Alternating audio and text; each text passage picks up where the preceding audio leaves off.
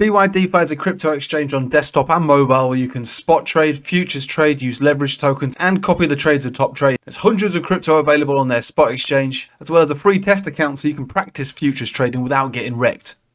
BYDFi. Hello everybody, welcome back. Good morning to Rekt City. So wow, this has really come down much faster than I anticipated, but it's come down all the same, so let's just enjoy it for what it is. And just a reminder, we have been saying, be careful, because summer will likely consolidate. So look at this, it's a beautiful consolidation at the moment. You could even, at this point, I could even go as far as to call it an actual crash at this point now. So this is good. Because without the red, we can't buy lower in order to buy the green. To sell the green to the people who want to buy the green. So, smashed right down below the Bollinger Band itself on the weekly. So we're looking at Bitcoin on the weekly to begin with. This is a massive rejection on the 10 exponential now, heading back down towards what looks like, to be fair, the $51,000 to $52,000 zone.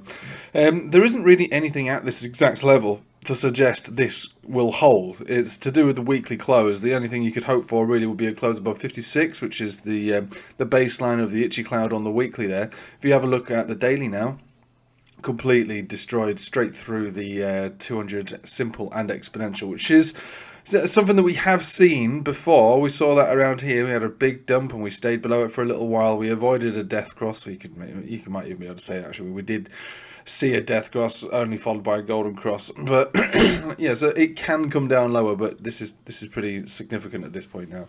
And also the bullish divergence on the daily has now been ruled out. However, the divergence on the money flow index is still intact. So what it looks like to me is getting close to full-on capitulation, to be honest with you. The horizontal holding around this $52,000 zone is a support, but I'll probably go as far as to say at this point now, sit back and just allow for the price action to tell you what it's going to do next. Because at the moment, it's telling us that it wants to go down. It may have overreached at this point.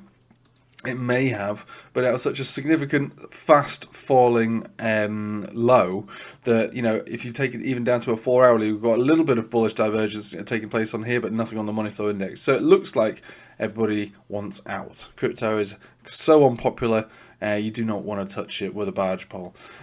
All those gains from Ethereum now been wiped out as well, so completely gone. Ethereum coming down towards its 50 exponential moving average, which is more or less where it started from, really. So this was a nice move, and obviously it's given it all back. So very, very unpopular.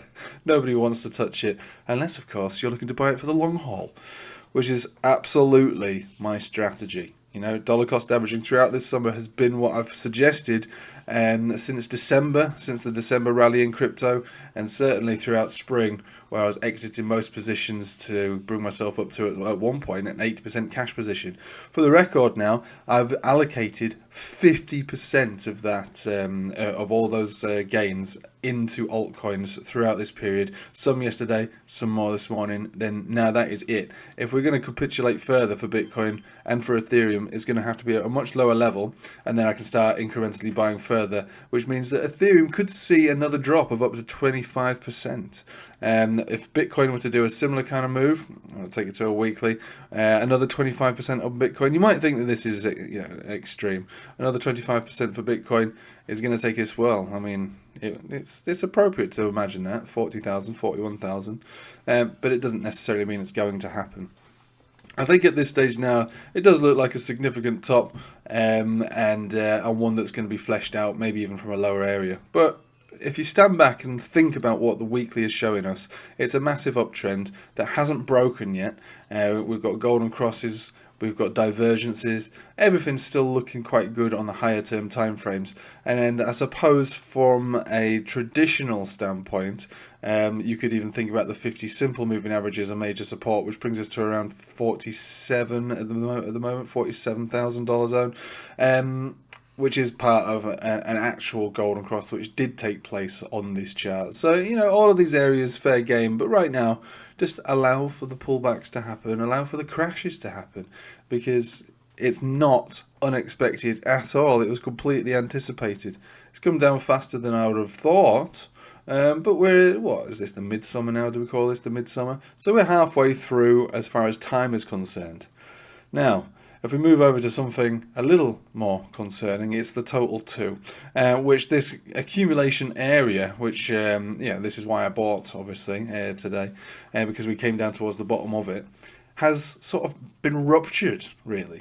So as much as I like this chart, and I do really like it, and my expectations is more along the lines of this guided fractal that we've got going on here.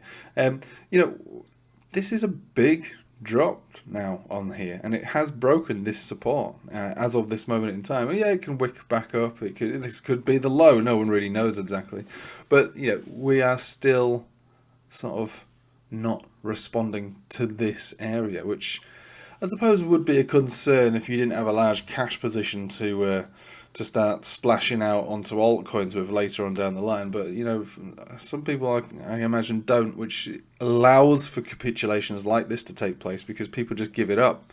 People give it up. They got used to high prices, they bought at the top, and now it's basically come down and they can't stand it and they're selling. And the capitulations do often mark the absolute low. So what we're looking for on any of these charts would be bullish divergence on higher term timeframes like a weekly. If this is going to be a much bigger drop, then that's what we're going to look for. You're not going to get that at the moment. You'll have to see a bounce up and then another low form after that. That is completely plausible because this isn't how we normally spot lows on higher term timeframes. Same as we would normally spot tops. Low, higher low, bottom. Low, higher low, bottom. High, lower high, top. Low, higher low, bottom. High, lower high, top.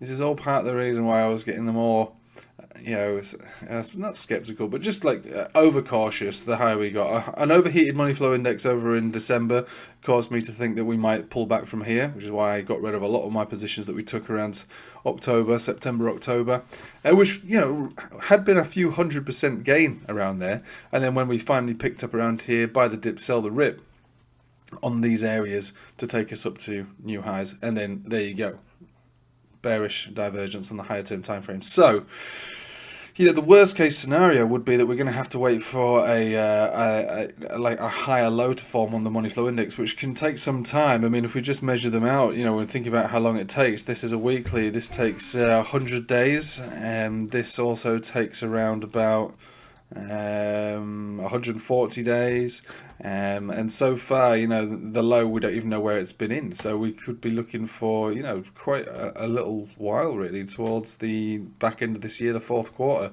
which isn't too different from where I was expecting, end of summer into the fourth quarter, I suppose. But yeah, that's what we're looking for if we're going to spot a major low in this market. So, like I say, there's nothing much more to say about it. This could be a low, this could be it. Nobody knows exactly, which is why dollar cost averaging is the most appropriate strategy throughout this period. If you believe, like I believe, that this fractal holds some weight, then you are waiting for a low to form at some point in order for a new high to form at some point next year. The strategy is exactly the same. There is no difference to my expectations. The only difference is that we're looking at a significant pullback over this week, which has been, well, I suppose in many people's eyes, catastrophic. It's been devastating. It's been very fast, but that doesn't mean that it's going to keep going down at a faster rate. That could be it for now, and we'll just have to wait and see. Anyway, there's not much more to say about it than that. Normally I'd be doing a live stream tonight, but I can't do it right now. I'm going camping tonight, so I won't be able to do that, but I'll be back next week. Probably won't even be able to make any videos over the weekend, but I'll try and stay tuned on Telegram if you've got questions. I should be around to answer those, provided I've got some kind of reception out in the middle of nowhere where I am obviously going for this weekend. Alright, thanks for watching. Hope you have a nice day. Take it easy.